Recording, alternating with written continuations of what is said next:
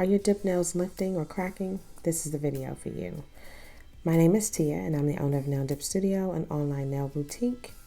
And what I want to do is I want to get into some different tips and tricks that will help you avoid the lifting and the cracking with your dip powder manicure. So right now what I'm doing is a dry manicure. Now, you do have the option of doing a wet manicure, but if you're going to do a wet manicure, allow your nails to dry for at least, I would say, 5 minutes or so. You really want them to dry out and have all of the water and all the product that you may have used on them evaporate. You don't want to have any of that moisture when you apply your dip manicure. So right here, I am cleaning up my cuticle and my side walls. I'm just trimming everything back and making sure that I'm putting on that additional professional touch. Now, I prefer using my e-file and the nail file that's 180 because it gives you somewhat of a texture, but it's still very soft. And you can actually, in my opinion, control how much product you shave off, as well as when you are trimming and filing back your sidewalls. It also allows you to get a very professional look, and so I prefer doing that. I'm taking my time here, and all you want to do is you want to make sure that if you have an e-file, the one that I'm using, I believe I am on the first setting, or I could be on the second, but I tend not to go past, especially if I'm working on my natural nail and just doing a nice little dry manicure. I don't go past 2 because I don't want the file to be too fast. When it's too fast, you lose control, and you don't want to lose control. You want to make sure that you're maintaining control. So I'm about to flip and go to my less dominant hand. And I am right-handed, so me using the e-file on my left hand is important. Notice that I put my file in reverse, and I did that because I'm going on the opposite side. So I want to make sure that I'm going counterclockwise to the side the way that I was going on my right hand. It'll make sense in a second, I promise you. But again, all I'm doing is I'm taking my time. Now, if you rewind and go back just a few seconds or so, you'll notice that I had a little bit more speed on my technique.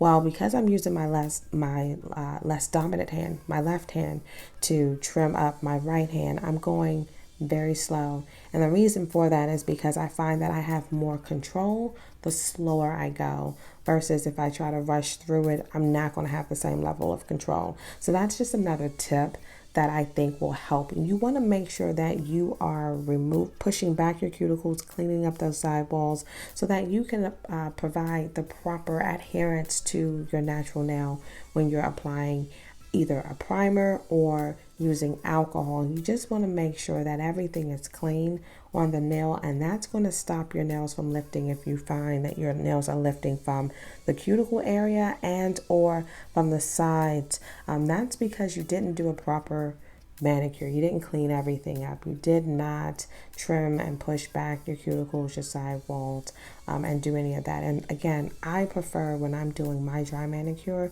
to use my e-file. As you can see here, I'm providing some texture, but I'm also just cleaning everything up. And I'm not in a race, so I'm taking my time. But I really wanted you to sort of see how I do my nails, especially on the other side, using my less dominant hand. Again, just taking my time, not rushing anything, but just trying to make sure that I clean everything up. So hopefully that makes sense. And now we're all done. So let's now, sort of apply and remove some of that texture. I like to go in with my nail buffer and just buff everything out. I do that for a couple of reasons. So the first reason is I'm trying to make sure that for any skin that I may have left behind or I didn't completely file off, the buffer will take care of that for me. I'm also using that on my natural nail because I want to smooth out that texture that I just applied. I don't want it to be too textured and I don't want it to be too smooth, but I want it to have a nice surface, and I want to make sure that my platform, which is your nail plate, that it doesn't have any indentations or any texture that unwanted texture you want to make sure that you don't have that. So I do that on all 10 nails, on all 10 nails. So right there, that was the 2-ounce clear powder that we're going to actually start to build our apex with. Now, what I always do is I pre-shape. I think pre-shaping is a necessity. Not only does it save a lot of time and effort and energy on the back end, but it allows you to see, before you even apply any product, the shape of the nail. And in some cases, you can actually over direct your nail so that you can actually allow for the expansion of, when you add the layers on top of your nail plate, your nail is going to do a couple of things. It's going to expand on the sides, and it's also going to expand in length. And so if you over direct, if you want something that's a little bit more narrow, you want to make sure that you are sort of over directing the shape of your nail, making the actual shape more, I would say, dramatic than what you normally would do if you're just doing nail polish and paint. You want to go in just a little bit more so that you have the flexibility to you have the flexibility to use the product to bring your nail out, and that will offset the shape. But pre-shaping for me is a big step, and I think that this is another way and another tip that will help you prolong your nails, in addition to just getting a nice shape and getting a concept or idea of what your nails are going to look like. But when you pre-shape your nails, you're basically applying the dip powder and the base coat to your nails. But here's the thing: when you get to the end and it's time for you to shape and buff your nails and file your nail, you're not filing off that product. That product still has a nice seal. It has a nice sort of handle. It's gripping the nail appropriately. And especially if you're using the 180 side of the file, this is going to save you so much time and prolong your nails. So another tip, you gotta get lint-free cotton swabs or squares to wipe off your nails. And that's not just with your natural nails, but also when you are prepping your nails for either the shaping. After you've shaped everything, you might want to take like a little alcohol and a little square wipe and wipe everything down before you actually apply your top coat. Why? Because you can't fix a problem once the top coat is on. I mean, you can, but you basically have to file all of that off. And so you kind of want to fix everything before you apply the top coat. So I just always keep on hand lint-free wipes. They will save the day, trust me. You see that? Even professionals drop products. So going in with the primer as step number 1. Now, you have Nail Dip Studio, the liquid set, then you have either the 4-piece set or the 5-piece set. The 4-piece set includes the primer, the base coat, the activator, and the top coat. If you have the 5-piece set, that includes everything that I just mentioned, but it also has the brush saver included in the 5 set. So if you don't have a primer with your dip powder liquids, then what you want to do is you want to make sure that you're using a lint-free wipe with some alcohol and wipe your nails down at least 2 to 3 times just to make sure you really get everything off of your nail plate, and then proceed with step number 2.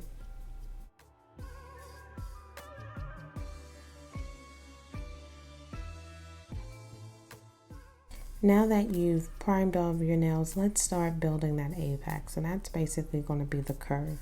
Now, my nails have a slight curve to them, but it's not as exaggerated as I want it to be, so we're going to build that out. But first, let me show you the diamond dip brush that comes with your liquid set. So I upgraded the brush because I wanted us to have a little bling. And I think it's so cute, very functional. But it just gives you just a little bit more of a pizzazz, and I feel that especially when you're doing your nails at home, you want to feel like you're being pampered.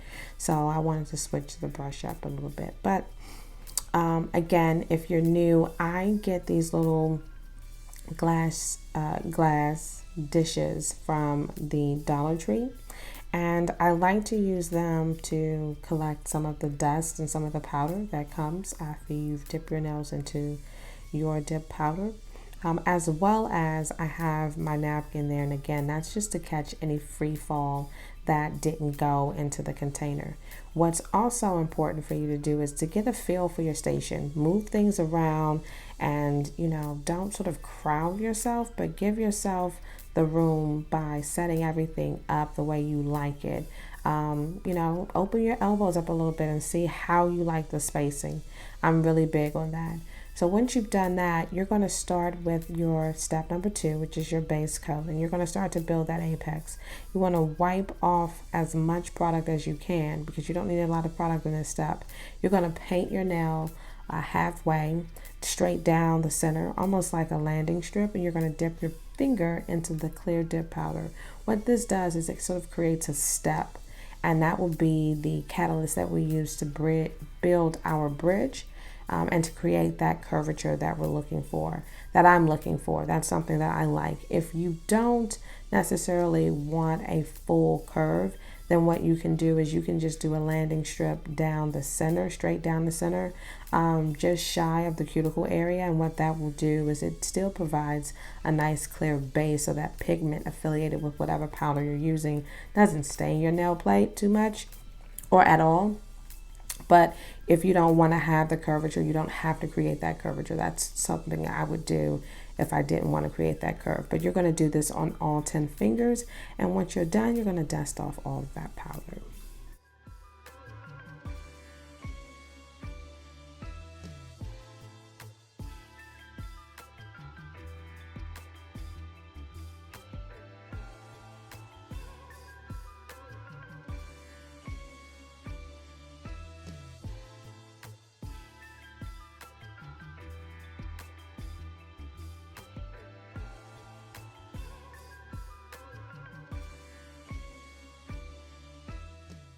Once you're done with that step, just make sure you put your container lid back on because you don't want to spill your powder.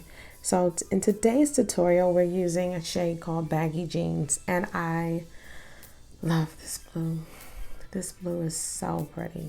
It is, oh my gosh, it's just the dopest. But this is something that I think is just a beautiful shade for spring, for summer.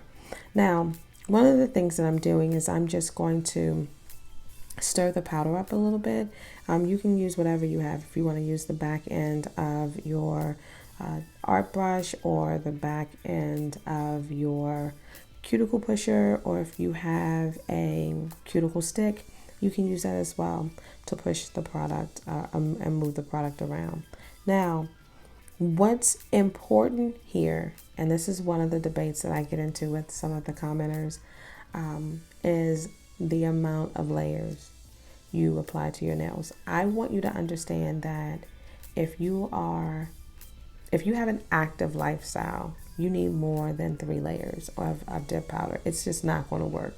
Not unless you have a 2-in-1 dip powder. But if you have a traditional dip powder, you need to decide how many layers do I need to have on my nails for my lifestyle, okay? Once you have that figured out, you want to go ahead and use step number 2, apply a thin layer, just slightly past where you created and started that first dip layer with the clear. You're going to dip your finger into your dip powder at an angle, just so that when you do that, you're not creating ripples and you're not creating waves. Okay, you see how I'm dipping that at an angle? And if you have trouble dipping your nails at an angle, take your container, the powder container that is, and tilt it some so that you're creating a false narrative. So you're creating a false positive, rather. It's still giving you the look, but you're assisting the angle aspect of things because some people can't go at an angle. So hold the product itself and then dip your nail into it, and it will create the same type of illusion, which is you don't want to create ripples and you don't want to create waves. So by doing it that way, you minimize that.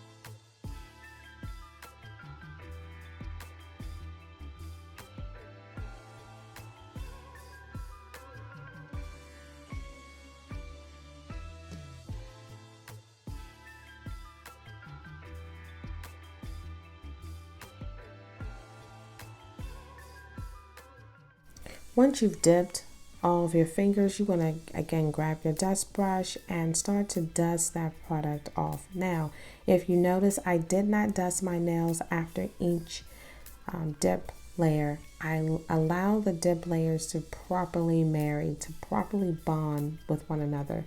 Step number 2, which is the base, along with the dip powder, allows, again, for me at least, it gives me a better payoff. And I find that the longevity of my nails stay longer.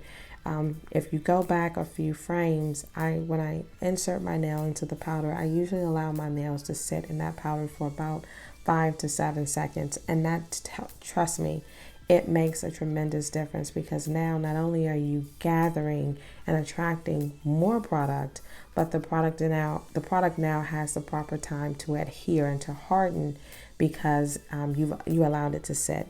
Okay, again, you want to put as many layers as you can, but you want to avoid your sidewalls and your free edge in your initial dips. And the reason for that, again, is so that you don't have that bulk.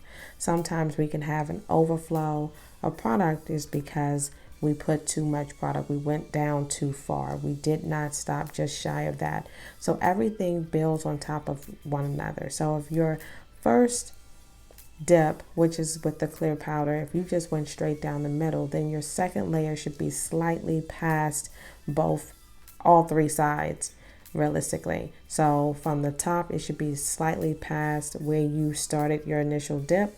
Your side walls, again, slightly past where you started that, and you should always sweep your free edge. And by doing that and then dipping your nails into the powder and allowing your nails to sit in that powder for about 5 to 7 seconds, trust me, this is going to change your dip application.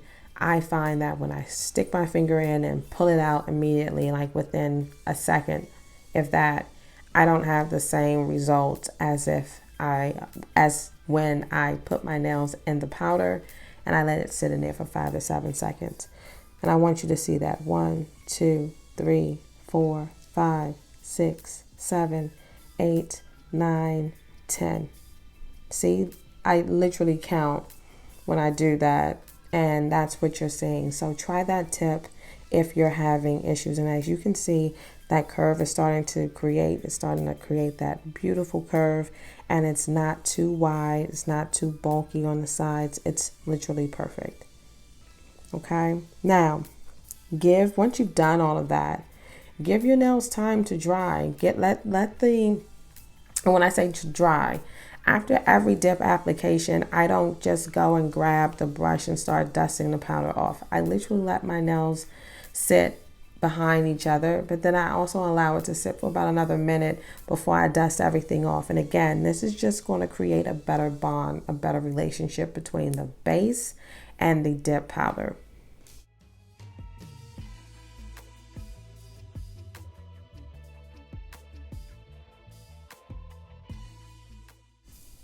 Now, adding the proper layers will definitely stop the cracking. That's just that. So when you think about it like this, if you grab a champagne glass and if you put too much pressure on that glass is going to break. Period. It's going to shatter into 1,000 pieces. And they're similar to that.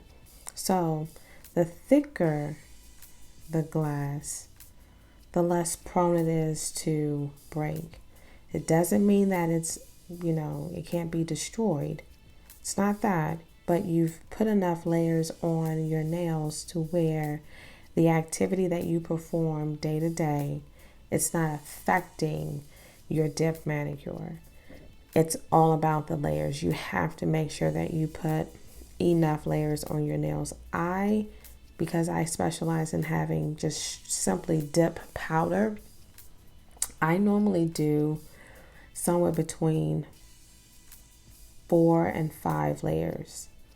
And for some people that may be too much, but for me it's perfect. And as you can see, there's no trick editing or anything of that nature with the video. I'm literally showing you how I do my steps, and these are different tips and tricks that give me that thick, thin, traditional acrylic look from the comforts of my own home.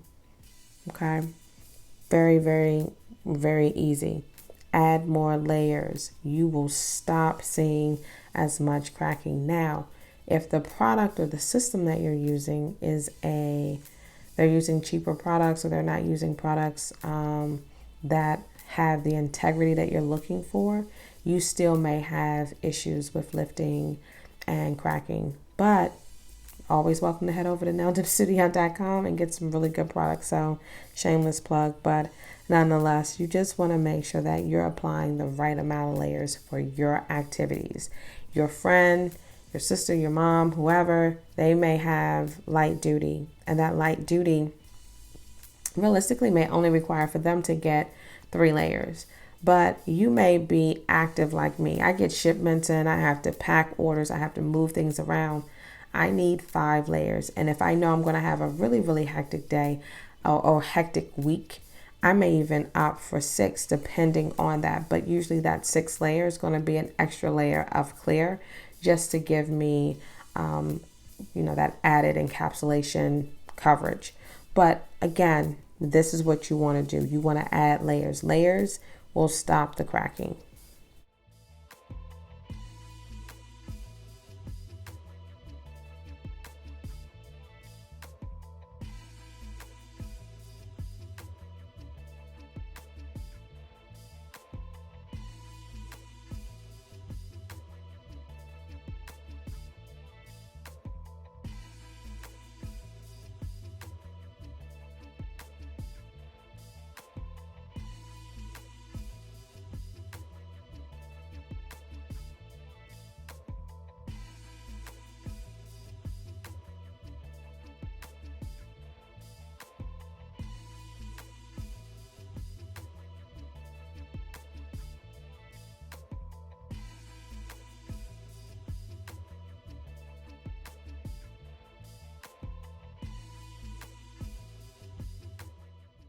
Also, you want to make sure that you're using a dip powder brush. And when I get towards the last layer of the color pigment, as you can see, I'm sort of stamping the powder into my nails, and I'm doing that for a reason. I don't want to dust off that powder. I want that powder to stay because I want the strength. That's the main piece. I want the strength, as well as I want the color payoff to be proper. So I'm stamping, pressing the powder in, and then once I've done that, I'll dust everything off really, really good. I'll try to get as much as possible into the bowl, but whatever I don't get into the bowl, the paper towel will catch.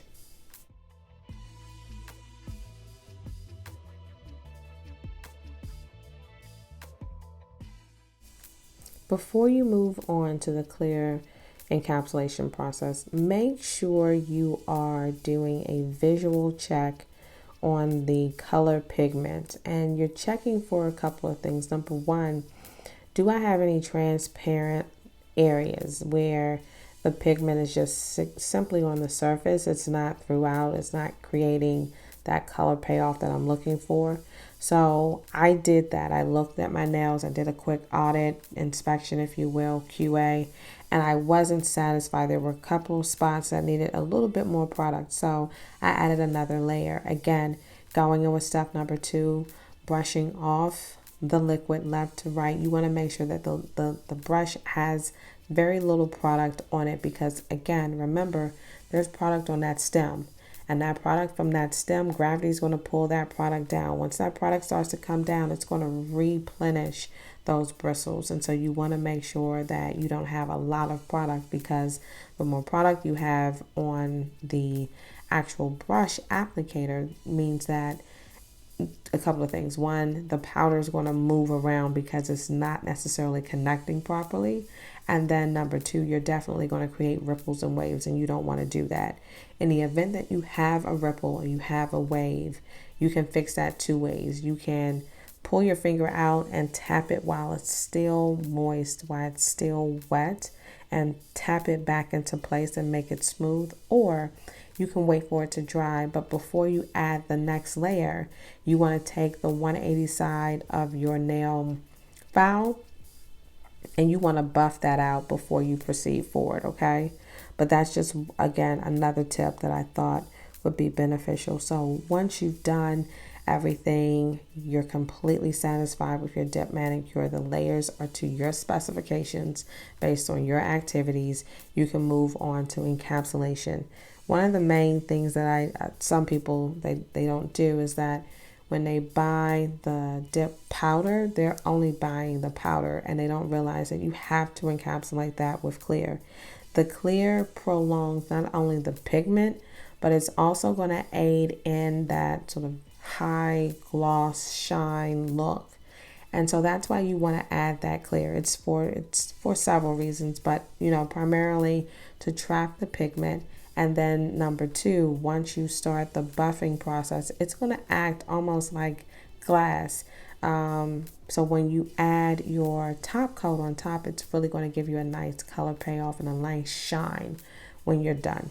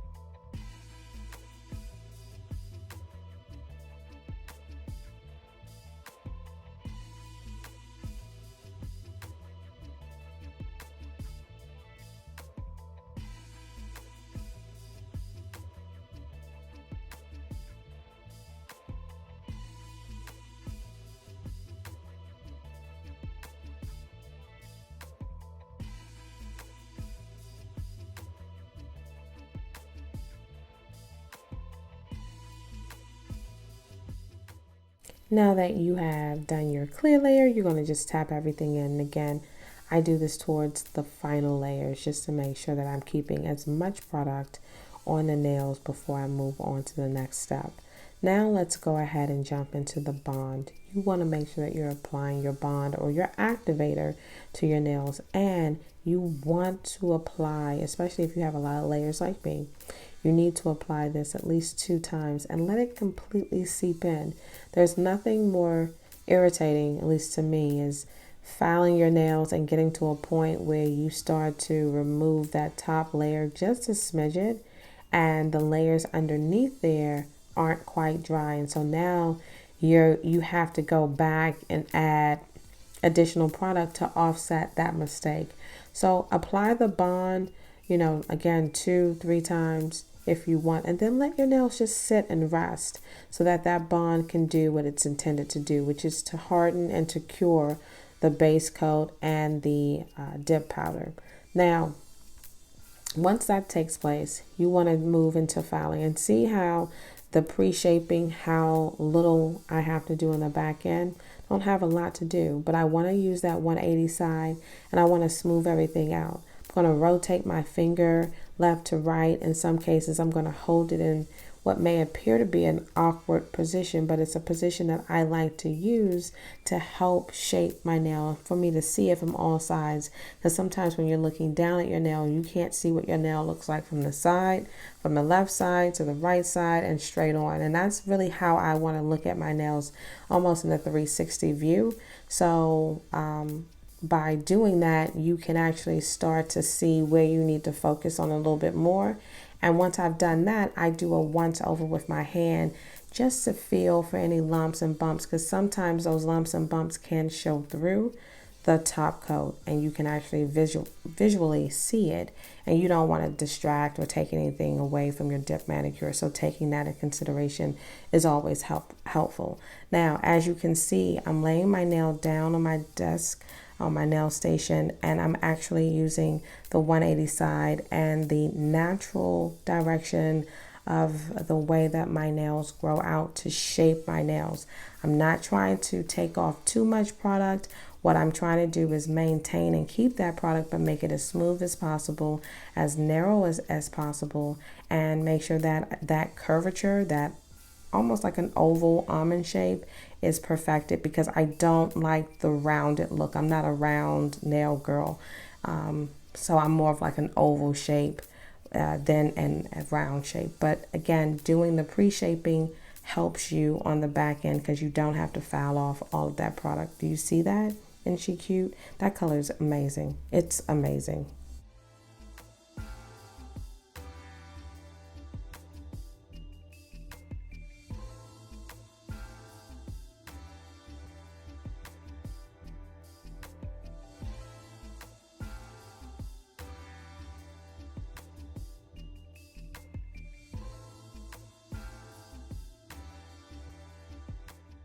Now look at that. I don't care what anybody says.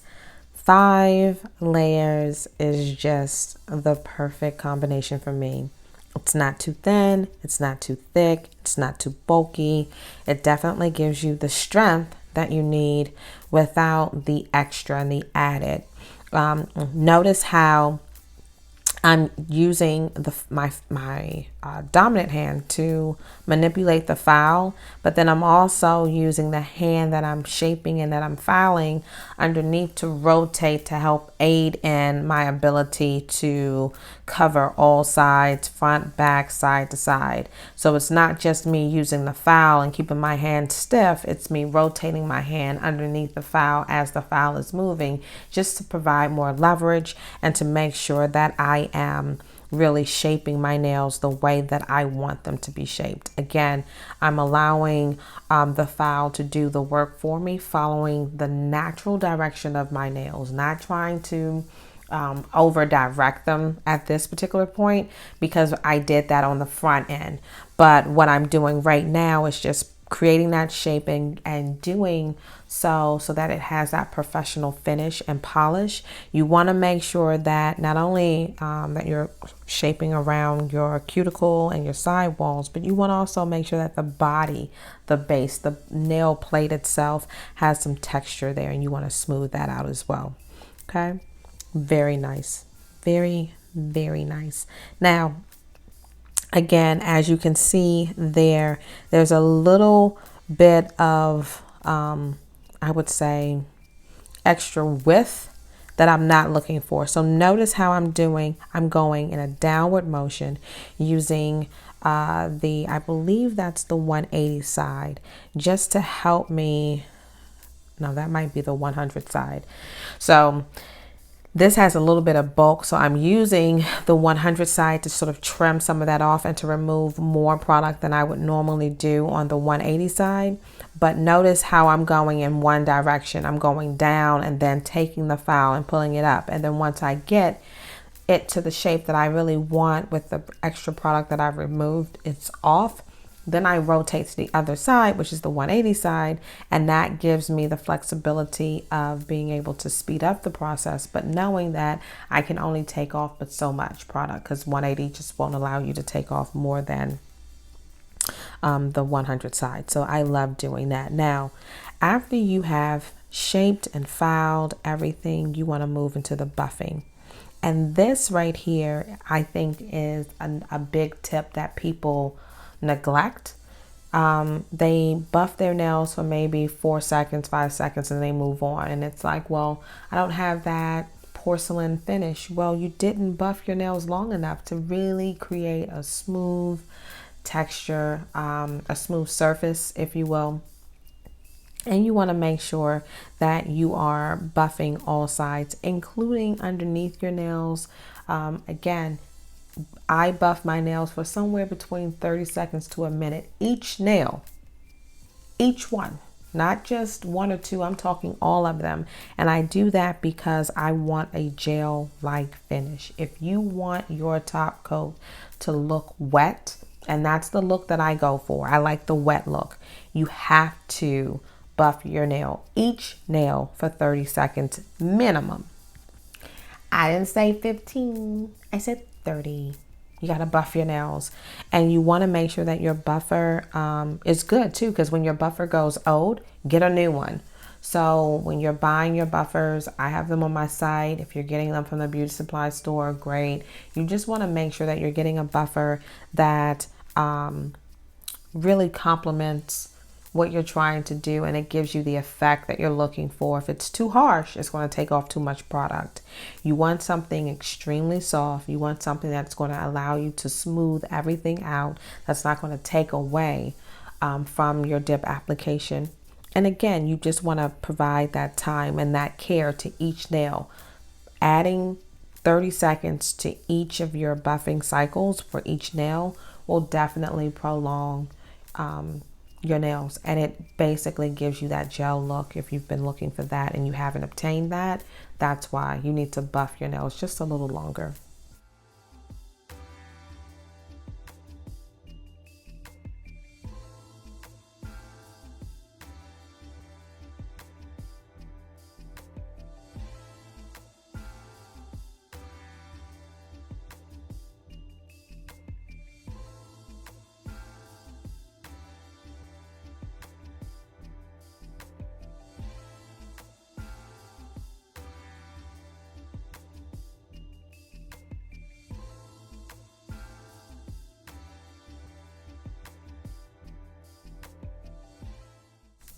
Now that you've finished buffing everything, I want you to do two things. Step number one, I want you to take a cotton swab and some alcohol. I want you to wipe your nails down.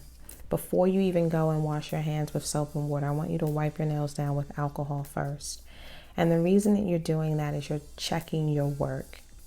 That is critical. It is critical that you check your work. You just want to basically wipe everything down, because it's going to give you and mimic what the finished product will look like, in a sense. And you want to take your finger, your thumb or your pointer finger from your opposite hand, and you want to run that over your nails. You're checking for any lumps and bumps, because sometimes if you didn't file appropriately or buff appropriately, you can feel that texture and you can see those grooves. And now is the time to correct that before you add any top coat, okay? So you definitely just want to make sure that you're wiping, but also too feeling for any areas that you may need to go back in and fix and correct. And so I do that all the time. As you see, I'm testing and checking for the smoothness. I'm also making sure that there are no unwanted lumps or bumps that I can't see with the naked eye. My finger can feel, and then I can go back to that area and smooth that out before I proceed. But if you have no issues, go and wash your hands with soap and water. Please, please, please do that. Now, once you've washed everything, you come back, you allow your nails to dry. You're going to take a lint-free wipe with some alcohol, and you're going to just go over your nails one more time. And the reason you're doing that, again, you just washed your hands with soap and water. Sometimes, depending on which soap you're using, it may have some oil in it, or some, let's just say if you have some soaps that have exfoliants in it. Sometimes those exfoliants aren't all the way, they don't all the way wash off, and you can basically have residue left over. So one of the things that I like to do is I like to wipe everything off with some alcohol. Now we're going to move into step number 4, which is the top coat. One thing that I do with my top coat is I always apply 2 coats, and then I allow my nails to dry completely before I move on to the next hand. And I do that for a couple of reasons. Number one, if you notice that your top coat is drying unevenly, that's because, well, that could be for several reasons. Number one, you could still have water trapped in your nail. Number two, you could have some oil or something still left on your hand from washing your hands, and that can throw and create an unevenness when the top coat is trying to dry. And then in some cases, because you're moving around, you're not allowing your hand to sit still, stay flat. It creates an uneven surface, and you can sort of see crates or dents in your top coat. So you want to make sure that you're applying 2 coats, and I go back to back. Usually when I'm doing my nails, I have 2 rules of thumb. I either go back to back, so I'll do 1 coat. Once that 1 coat is done, I go right back and do a 2nd coat. Or if I put the first coat on, I'll wait until that first coat is completely dry. So I'll wait for like 3 minutes or so, 4 minutes or so, and then I add the 2nd coat on top of that. Either one of those ways will work. If you try to, apply the top coat 2 minutes out and, you think that your product is going to last, or that the top coat won't settle unevenly, it's going to be uneven, because you're basically breaking the bond between the top coat and the actual last layer, and that can cause a problem. So hopefully these little tips and tricks will help you prolong your dip application, your dip manicure, as well as it'll stop the lifting and some of the cracking. Remember, cracking is usually because you did not apply enough layers for the activities that you are a part of day to day. So if you need more layers, add them. Add your layers. It's like when you go to, I don't know, Dunkin' Donuts. If you want 8 sugars in your coffee, get the 8 sugars. That's your blend. Well, dip nails, similar concept. If you want 5 layers on your hand, and that's your preferred dip level, then have it. Okay? Until we meet again, keep dipping. Bye.